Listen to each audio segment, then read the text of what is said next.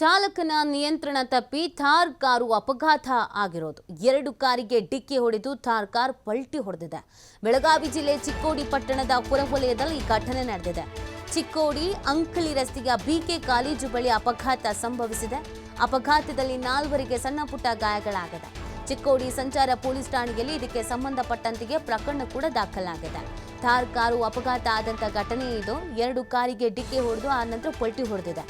ಅಪಘಾತದಲ್ಲಿ 4 ಜನಕ್ಕೆ ಸಣ್ಣ ಪುಟ್ಟ ಗಾಯಗಳಾಗಿದೆ ಅನ್ನೋದ್ರ ಬಗ್ಗೆ ಮಾಹಿತಿ ಸಿಗ್ತಾ ಇದೆ.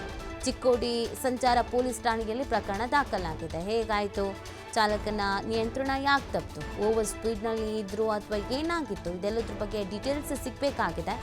2 ಕಾರಿಗೆ ಡಿಕ್ಕಿ ಹೊಡೆದಿದೆ. ಅದೃಷ್ಟವಶಾತ್ ಎಲ್ರಿಗೂ ಏನೂ ಆಗಿಲ್ಲ, ಸಣ್ಣ ಪುಟ್ಟ ಗಾಯಗಳಾಗಿದೆ.